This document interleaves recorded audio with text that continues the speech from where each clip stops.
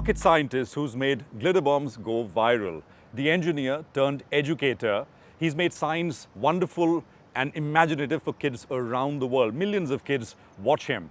From NASA to Apple and of course to YouTube superstardom, he's also the founder of CrunchLabs. I'm talking about the one and only Mark Rober, and it's an absolute pleasure to have him sit down with me for this conversation. Mark, great to have you with us here. Thank you very much. It's great to be here. I love India. This country is incredible. Your first time here, Mark? It is, yeah.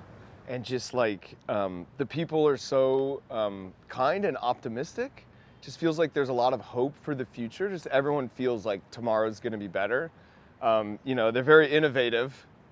And of course, the mangoes are incredible. So, anyone throw glitter bombs at you yet? No, not yet. You know, and we have done, you know, we did the glitter bombs in America. Eventually, we sent some to Kolkata to the scam call centers. So we did eventually make our way to India at that point. I was a little nervous actually coming here, but so far it's been good. No, absolutely. And by the way, India is the sort of, science hub in that sense. I mean, parents drill science and mathematics into kids from a young age. And it's just that, I mean, it's been kind of rote learning and you're trying to make it different. And you have made it different. That's right. Like I call it sort of hiding the vegetables. So you get, you know, people to click on a YouTube video that looks like a 15-ton Jello pool, and that's it's like sort of clickbait in a sense. Like, oh, I'm very curious what that is, and then you start watching the video, and before you know it, you're learning about chemistry. You're learning about the scientific method. So, you know, the channel now has something like 13 billion views and 70 million subscribers, and that's for science content, right? So, educational content having those kind of views, when you can watch anything on YouTube, feels like the best thumbs up I could get. And I think I saw a post from you on Twitter X now. You were sort of put up other followers you have compared to a famous American pop star. Yeah. And I think now Taylor you have Swift. more. Taylor Swift. I'll say it. Yeah, in fact, I was going to see her concert, and the day before I saw it, I surpassed her in subscribers. So for science content, that's the amazing thing. For science content, right? And India, you're right. I mean, they produce more engineers than any other country in the world. Yeah. And so I now have more views in India than any other country, even more than the United States. Oh, wow. So for I'm me, not surprised though, but it's still wow. I mean, no, that's why coming here kind of feels like coming home. This feels like these are my people, like very innovative, very curious, right? You know, the concept of Jugaad is incredible. I love this. Like, you know, I've worked at NASA, I've worked at Apple, where you could throw millions of dollars to solve a problem. But what I try to do on my channel, and my favorite solutions are the simple ones, right? And I think no country, no people embody that better than the people of India. I mean, the space program here is sending up rockets at a fraction of the cost which NASA does it. That's exactly right. So I think that Jugaad, right? I mean, it's a term which I think is derided, but I think it's to me, it's like it is the pinnacle of design and engineering. And I'm in my mind, like I always try. If I can solve a problem in a complicated way or a very simple way, it's always better. It's more imaginative to build something with the junk you have lying around your house. But by the way, your videos are kind of sophisticated, and I mean, you know, my family is a huge fan. My son is a huge fan, and he threatens me that he's going to replicate some of this at home. And frankly, it seems dangerous. I mean, it's actually quite elaborate. Yeah, you know, I made a dartboard where it moves and you get a bullseye every time. And then if your buddy throws a dart, it moves the other way, so you can't even hit the board, right? So we have ideas like that. We recently put a satellite in space. Yes. So you can upload your picture to the satellite, and then it'll display that picture on a screen and then take a selfie with the Earth photobombing you. So what? The satellite passes over, you gotta be on the ground looking up, Yeah, so you upload it, and then we'll tell you when we'll take the picture. So if you want to take it over your house, you just tell us the city, and then we'll tell you, okay, we'll take it on this day. And it's available here? It's available to anyone in the world for free. Wow. Spaceselfie.com.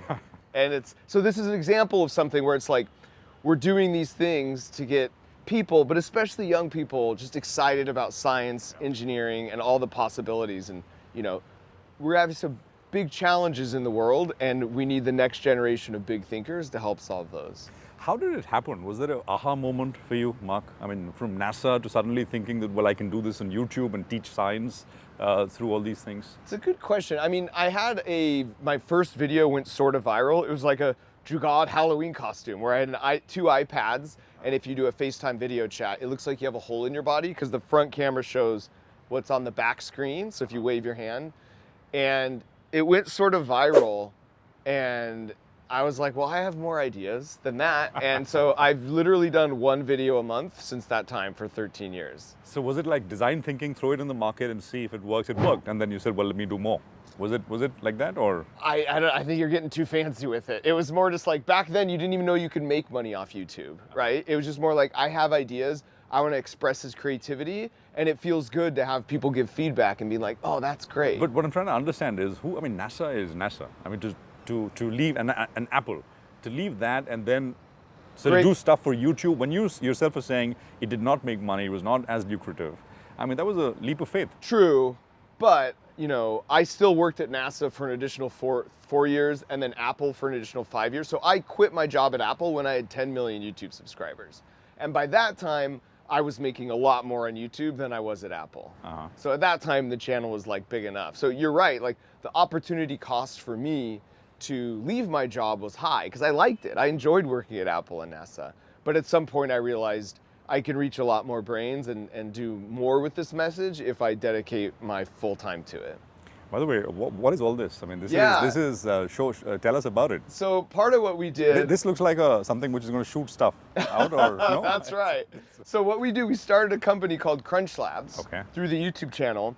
And the idea was like your son, we can reach a certain amount of people and teach them about science through a video, but that's passive. Right. You're just watching. Right. So what if we made like toys that were really fun, first and foremost, but where we teach you the engineering principle behind how they work. So this first one's like a disc launcher, and on this one we learn the concept of flywheels. Okay. So the kids get this, they put it together themselves, and then pretty soon, right? Oh, come on, one more.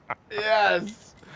They're making a mini Frisbee disc launcher, right? Wow. So that's one line where it's just toys you put together, simple motors. But so they have to put this together, or this comes like this? I mean, it comes in a box, okay, and then it comes with instructions and a video for me showing you how to put together and all the engineering principles that make it work. Oh, lovely. So it's way more than just a normal toy you'd buy off the shelf. And then Hack Pack, this is a robotics kit. Oh, wow. So this one is similar to that one, except the difference is that it's got robotics. So it's got an Arduino, so it has a brain. So there's some programming required. Sure. And then of course, when you're ready to shoot, it's controlled through the remote. And, and then you can like easily load a new magazine and put them back on, right? No, but so this all comes disassembled? Yeah, it comes in this box. Okay. They put it together. And like, even if you've never coded anything, it will work right out of the box. Okay. But then, just like with the YouTube channel, I want to encourage you, not by being forced, but like by making it, putting a carrot out. It's the carrot versus the stick. And so, hey, this works out of the box, but you can hack it and you can make 2 of them. Or you can make this work that when your sister opens the door to your room, it automatically shoots. So by changing the brain and changing the code, you can level up the capabilities. So how many of these things have you how many of these models, separate projects have gone out, really? We have, it's a monthly subscription, so they come every month. Okay. And so this one we have, 4 years worth. Okay. And this one we're up to like a year and a half. Okay. And yeah, we have hundreds of thousands of subscribers, and we've shipped millions of boxes. Into India as well, but I think costs are going to be shipping costs, etc. We are working on bringing it down for the Indian market. Right now with tariffs, make it here. We're going to make it here. That's the only way to do it. That's the Prime Minister's pitch: make in India. And I think, and we're going to do it because this is such a great market, and having now come here and talking with folks. Yeah. It's like, there isn't a country that's better suited for something like this. Absolutely, it's going to fly off the shelves, right? And tell us a little bit about ideation. How do you come up with, let's start with the videos and we'll come back to this. Yeah. How do you decide to come up with, how do you ideate? It's one of those things that it's like, very rarely and for a very long time, I never had like a brainstorming session. It's kind of like the brain is just always on, right? So it's just like in science, the first step of the scientific method is observation. And so I read an article, or I'm out and I see something, you know, or I'm having a conversation with a friend, and it's like, oh, that would be a great video, you know? So it's kind of just like, it's always, the brain's always on in the background, I feel like. And how long does it take from ideation to actually putting it together? Yeah, so about a year. Oh, wow. So we're currently working on about 12 videos, and we release one video a month. Okay. So a lot of the projects, as you can imagine, take a long time. And I'm assuming the shooting and the actual sort of filming does not take as long as, I mean, the putting together. Or yeah, that's right. In general, that's true. There's a lot of research and development, and then, but even the shooting, you know, the videos are we put a lot of work into every single video. The squirrel video, how long did that take? I mean, that was a... Yeah, that was the start of COVID, trapped at home, and I made a squirrel obstacle course in my backyard. And I think I filmed that for like 4 months. I'd get up every morning and film the squirrels, you know, and they're going through this obstacle course. But that's a good example of like, that's a little bit Jugaad, right? It's just in my backyard. It's nothing fancy. And I think that resonates more. I think there's a beauty to that, right? That resonates more than if it was a very fancy thing set up in a laboratory with trained squirrels, right? Yeah. And which is the one that you've enjoyed the most putting together? It's a good question. We did an egg drop from space, and that was really hard to do. You know, some of the videos, I try and show that failure is part of the process. It doesn't always work right away. In fact, it almost never works right away. And so teaching people, especially kids, that like, it's okay to fail, like embrace that. It's almost like a video game. If you're playing a video game for the first time and you fall into a pit, you're not like, oh, I'm so embarrassed. I'm never gonna play this again, I'm not good. Immediately you're like, okay, I gotta remember there's a pit there. I'm gonna come out with more speed, and now I'm gonna try and jump. So if you could treat your problems and your challenges in life like you do a video game, right? And where you're excited on the outcome of rescuing the princess from the castle, as opposed to being focused on all the different ways you died, you have way more fun and you learn way more. Right? No, absolutely. Mark, we spoke about Jugaad. You launched you're launching a Jugaad competition here in India. What is that about? That's right. Because I just love this so much, and I feel like the Indian people just embody this idea of innovation and resourcefulness. I said, I've got 50 lakhs, and we're gonna 10 winners, 5 lakhs each. And if you just Google Mark Rober Jugaad contest, if you show me your best one, we're gonna pick the 10 best, and then we'll award the winners. So what, you're going to come up with a science kit experiment, something to, or no? No. So the idea is like people in India here, it's open just to the people of India. If they show me their best version at home, what have they done? What have they already come up with? Okay. And just send me that video and you know, post it on socials and tag me. The 10 best one, the 10 where I'm like, man, that is so brilliant, we will give 5 lakhs each. Oh, wow. Yeah. Wonderful. And the competition is open. It's open right now. Mark, the creator economy here in India, I mean, it's booming and everyone wants to do something, and you know, all kinds of things are happening. What's the advice for people who are watching you? I mean, you're one of the most successful YouTubers out there. You've got a real business built out of it. Your advice? You know, I just started from a passion though, right? And I think that's the important thing. I started when no one knew you could even make money off YouTube. So I think there's a lot of reasons to make YouTube videos. There's only 2 wrong reasons.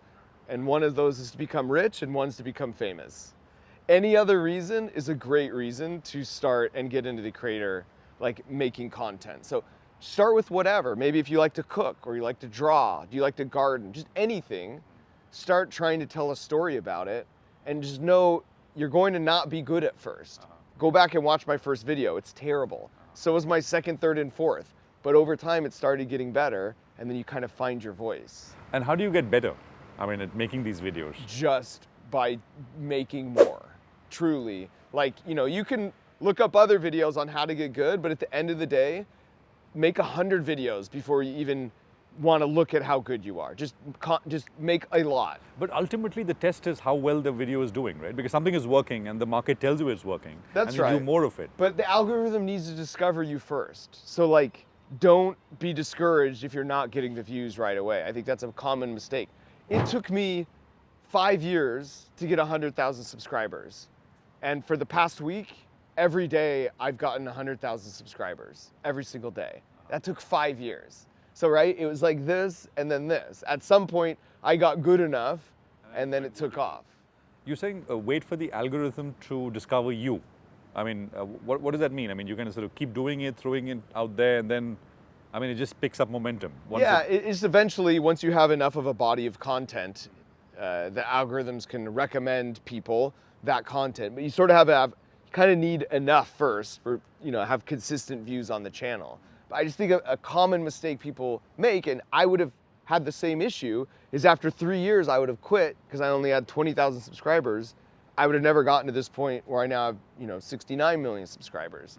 So it's easy to compare yourself to someone else who's been doing it forever, but this is why you don't do it to become rich or famous. Do it to hone your own craft, because you could still see success and you won't be measuring it just on the outcome, the numbers. Why don't you make a video? How to make a YouTube video? I mean, have you done it already or not? I haven't. It's not, I don't know if there's enough engineering meat on the bone there. But it is a bit of engineering as well, right? I mean, the algorithm and how to kind of sort of, or not really. I mean, it's... Yeah, I mean, there is, like my friend Mr. Beast, he's very into like the algorithm and Because I remember seeing a video of Mr. Beast and he was kind of talking about, my son showed it to me about, and I think he said, I watched YouTube videos straight for 2 years and then I kind of sort of figured what to do. Yeah. I mean, that is one way to go. That's one way to go. And him and I talk about this a lot. I'm much more... I just make the video that I think is interesting, that I'm passionate about, and sometimes that means the algorithm and the audience loves it. Sometimes it doesn't get as many views. To me, creativity is like a precious flame, and I think if you get too caught up in the feedback loop of what's working and what's not, you sort of lose sight of the passion in the heart. And that's what drives my content. That's what gets me up in the morning. So I really try and protect that and stay true to what I think would be just a banger video. Mark, how many people does it take to put together one of these banger videos, as you say? Because we see the output, and we see a lot of your colleagues as well from time to time. But like, what's the setup like now? So it used to be just me and a tripod, and I do the build. I did everything. It was about that way for 5 or 6 years. Now at this point, because we have the company CrunchLabs, and they make also YouTube content, we have about like 100 people. Okay. A little bit less. Okay. So it's an army now, and that makes it fun for me because I really get to just focus on the creative bits. Okay, and I mean, the business side of it, Mark. I mean, we are a business channel, CNBC TV18. Sure. Tell us a little bit about the business side of it. I mean, how does it work? And yeah, so at this point, it's like the YouTube channel exists just to advertise CrunchLabs. Okay. So it costs about $1 million a month just to keep the lights on. So we spend $12 to $15 million to make the YouTube videos, and in brand deals and AdSense, we make about $12 to $15. Okay. But importantly, in those videos, I talk about CrunchLabs and these really cool toys. Okay. And so that is sort of the engine where we make the money to sort of like, grow a business and a brand. So this is the product, and that is the sales channel in that sense now. Exactly. Wasn't always the case. I mean, that was the product. No, in fact, once I had CrunchLabs, before this, I had maybe 6 employees. As soon as we had the company, it allowed me to scale everything up. And at the end of the day, you want to have your own product and company.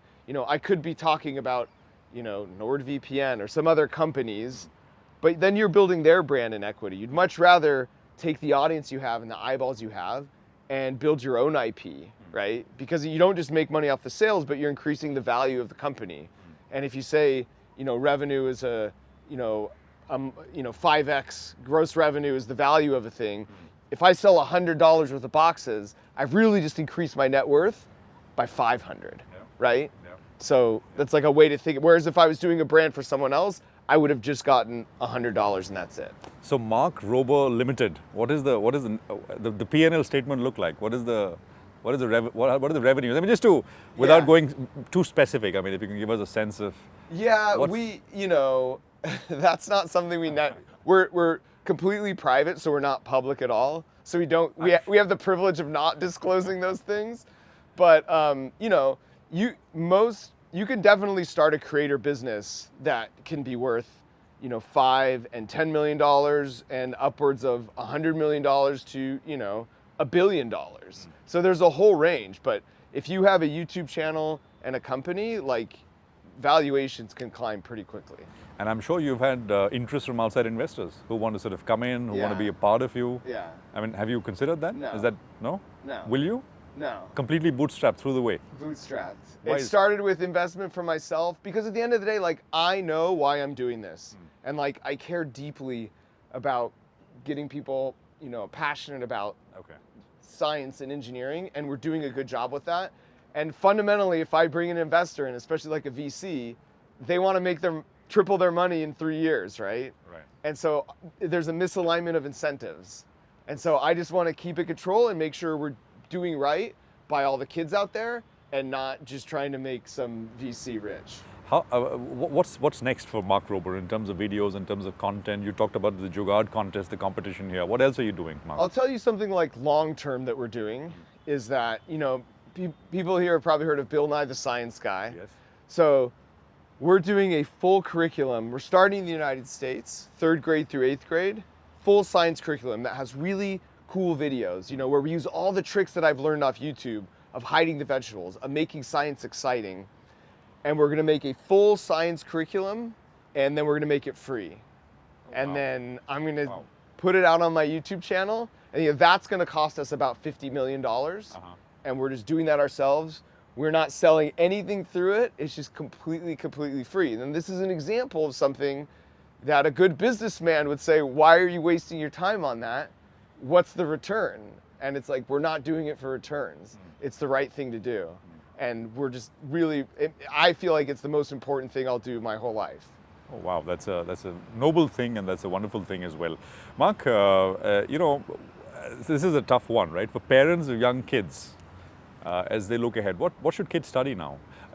Science kids, I mean, kids who want to do STEM. Yeah. For the last 10, 15 years, it was all, the funnel was computer science. But increasingly, I'm seeing a lot of interest in actual hard stuff, building stuff, robotics, what you're doing, industrial manufacturing and things like that. Just give us a sense of what you think is going to happen. I think, computer science, with AIs, they're pretty good at that. I think the most important skill to have is like resilience. I think the way the world is going is just like learning how to learn is the best skill. Okay. Because you might have to relearn what you do 3 or 4 times in a career, right? So I think the wrong answer is not using AI at all. It's here. We can't unring that bell. And it can make you a lot more productive. So it's like using the AIs along with all the other resources out there, like let kids dig in, whatever they're interested in. If their passion is drawing, if their passion is computer science, if their passion is robotics, just support that. Because the best learning comes when they are motivated intrinsically, not being forced to do it with like a grade. So just whatever the passion is, be hands off and support that as much as possible. I think that's a wonderful answer. Resilience. Resilience, the that's most important the key. thing. Mark, keep doing what you're doing. Keep sort of inspiring kids around the world. Thank you so much for doing this, sitting down with us. Thank you very much. Thanks for having me. Thank you.